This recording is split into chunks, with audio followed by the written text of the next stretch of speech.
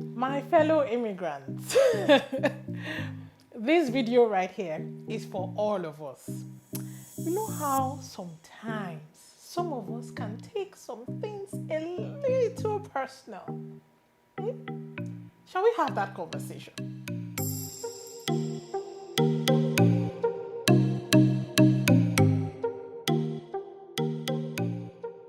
Hey guys, welcome to my channel. If this is your first time here, I will introduce myself. My name is Faith and I'm a Nigerian immigrant and an HR professional based in Toronto, Canada. You are super welcome. You will love it here if this is your first time. Please use the subscribe button. Make sure you hit that button before you leave this video. Yeah, I'm watching you. Okay. And for those of you who are my returning guests, you guys rock. Thank you for sticking with me. So, let us have this conversation. Now, just a little backstory here. So I went to the driver's license office and then the lady at the counter was trying to pronounce a guy's name. So she says Damilola. And then the guy is like, no, it's Damilola. And you know, she tried again and she didn't quite get it. I think she still said the same Damilola. And then the guy was getting agitated, you know, just because his name wasn't pronounced well. And this got me thinking. It got me thinking and I said, you know what? I'll probably just do this video and let's just have this conversation. Let me just say a few things. Please don't take it personal. Anything I say here, don't take it personal. But I just feel like maybe this is something that we probably need to talk about as immigrants. Now, when it comes to your name, it's of course you're proud of your heritage, you're proud of your culture, you don't want to lose it. So you feel the need to always want to correct people to pronounce your name well. That's understandable. But sometimes we need to just be calming down. Some things are not that deep. So I'm Nigerian, and of course most of my illustrations will probably be from there. Now, in Nigeria, most of our names, the sounds are not exactly sounds that you find in the English language. For example, maybe Bolan, which is a Yoruba name, or Egogo. That's from the South. So many names, so many examples, right? Those words or those names are somewhat difficult to pronounce if you are not Nigerian. The GB sound, for example, in Bolan, it's a bit tricky. So to now expect maybe, someone that has lived all his or her life in Canada to be able to pronounce that name, I think, maybe that might be expecting too much. Maybe we need to just meet them halfway. So, it's not that deep. I think that's what I'm trying to say. Now, in terms of tonality, we also have that as well. Most of our names, like maybe, at least I can talk about names in Yoruba, for example, because I live most of my life around there. Maybe Ogun, for example, can mean different things. There's Ogun or Ogun. It's, it goes up and down. If you even understand Mandarin, for example, I think that's another language that's very tonal. So, a word can mean, can be pronounced in different ways and they may mean different things. So now, on that note, it's difficult for them to just see your name at a glance and be able to know, how it's supposed to go. Is it Ogun Shende or Ogun? Things like that. So I think, Uncle, just meet them halfway. It's not that serious. If they struggle, it is expected because, it's not easy. Even back home in Nigeria, there are some names, even within ourselves, we may not even be able to pronounce some names. And we are all Nigerians, right? A Yoruba man that has lived his life, that was born, bred, brought up, in the Yoruba land. If you give that man maybe a name like Chukudi, he might always say Shukudi, and that's all he knows. And it's not his fault. It's just because that is how he knows how to pronounce the name. So, of course, this is, in Nigeria, and we're talking about Nigeria now. Then taking it down here, you now expect that, someone who has lived there all his life to be able to pronounce that name. Think about it. It's a bit too much. So yeah, please let's meet them halfway. Don't take it too personal. It's not that serious. Even for some of us immigrants that, after we relocate to places that are very far, that are predominantly, the people that are there are majorly Canadian citizens. Canadians that were born and bred and brought up here. You now go and then you relocate to such a place. And then you expect them, it's not their fault. They've not been exposed to, people, too many immigrants. And then, you have this name and you want to, expect that they'll be able to pronounce it correctly. That might be a little too much. You need to cut them some slack because really they don't really know. They're not used to it. You're probably like the first Damilola they're ever meeting. So if they struggle a bit, I think, it's permitted. But then again, for the in-country folks, I think, like I said, we need to also meet ourselves halfway, right? So if this is someone that you've been working with this immigrant for a very long time, you're working with Damilola, and then you still can't pronounce his name, it might be a bit awkward because, especially if he's really keen on you being able to pronounce his name, maybe you can put in some effort. Like I said, if you've worked with this person for like a year, you don't want to come every day and you still can't pronounce Damilola. At least after a while, you should be able to pronounce it. So yeah, you probably should be able to try every now and again, especially like I said, if the person really wants it. So in one of my previous videos, I think it was the Canadian style resume. I'll just link it up here. Now, when I was talking about the name section of the resume, I said, if you have a long first name, then maybe you should try and shorten it.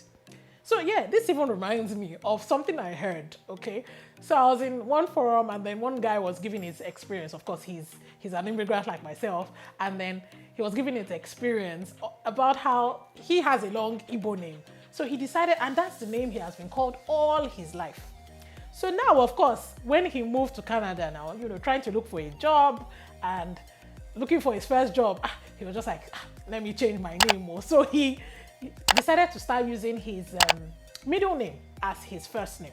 Now, this middle name, he has never been called that middle name all his life, but at least it's his middle name anyway. So that is the name he now puts in his resume. That's what he's been using. So let's say the middle name is John. So that's what he decided to be called. He decided to now start using. Now, he reached out to a recruiter, and then after they connected, they agreed to have a coffee chat. Of course, this is pre-COVID, not now. Nobody's giving any coffee chats now. So, they had decided to meet at a coffee shop. So he went to the coffee shop. He was already there waiting for the recruiter. So a guy walks in and the guy says, are you John? He said with his full chest, he responded, no, you must have the wrong person. And then the person that was asking was like, oh, sorry, apologies. I'm a recruiter. I was supposed to meet someone here and his name is John. It was at that point that Uncle now remember that his name that he had decided to use is now John. So he now had to, of course, just say something, sorry, just say something funny, just so that he can get back in the recruiter's good graces and then they can continue the conversation. Please don't be like that, Uncle. If you want to use a different name, make sure that it's the name that you know that you identify. So that when they're calling you, maybe in the office now, they're calling you John, they have to call you like 3 times because you don't even know your name is John. Please don't be like that. Anyway, I digress. Back to the conversation at hand. So when I did my video and I said, shorten your name, this and that, some people reached out to me and were like, why am I saying people should shorten their names and that, we should not be doing that. We should make sure that people pronounce our names well, not, our culture and heritage, all of that.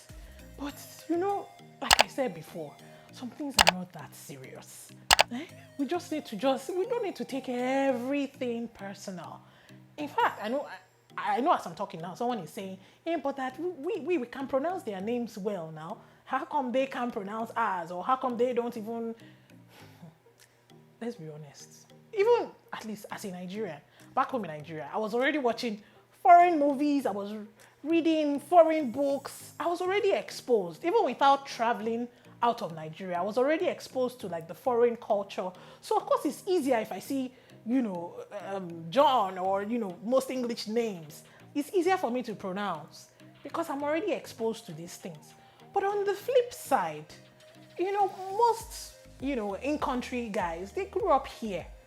They grew up here, this is all they know. And they've never really been exposed, except, a few of them. But for the most part, some of them may not have even been exposed to Africa or African culture or African names or maybe Asian names or Asian culture.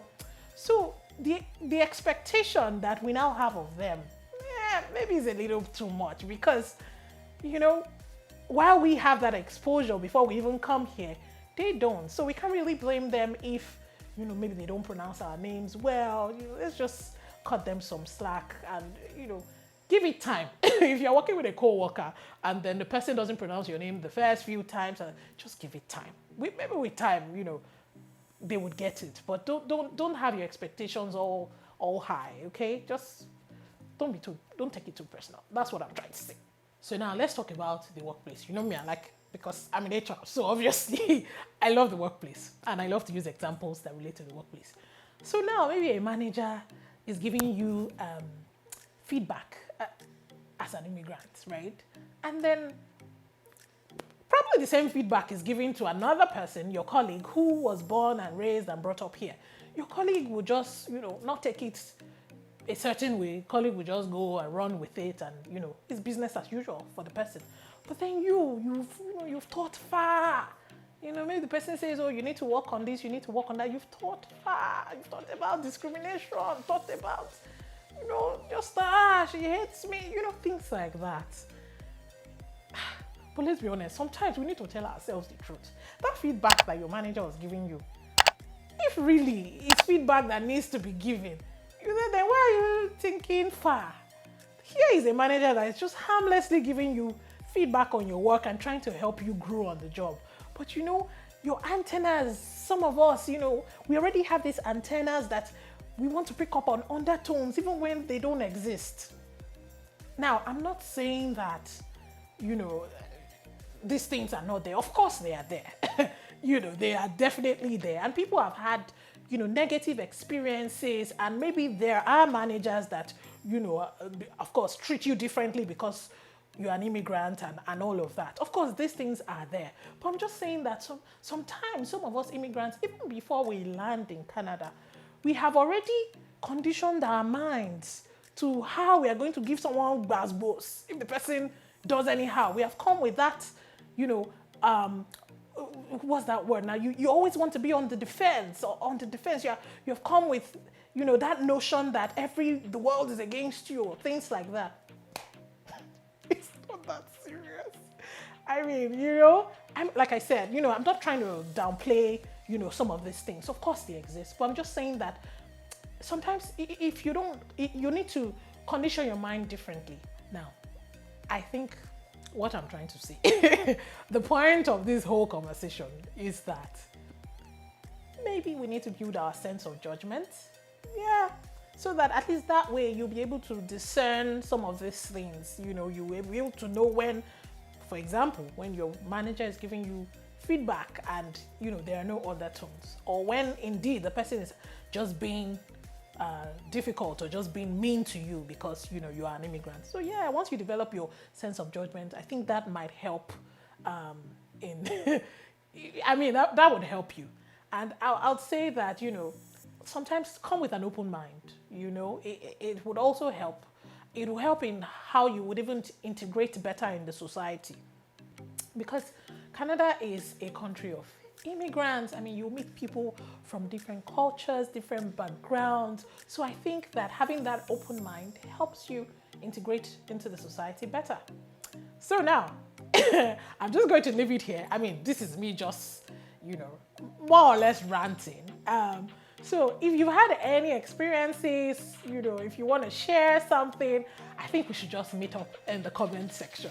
I would really love to hear from you guys. Let me hear what you think. Like I said, this is just, an opinion, and this is just something that I thought, that came to mind when I had that experience at the driver's license office. So I'm just going to leave it here, and I'll hope to see you guys in the comment section, and I'll see you on my next video.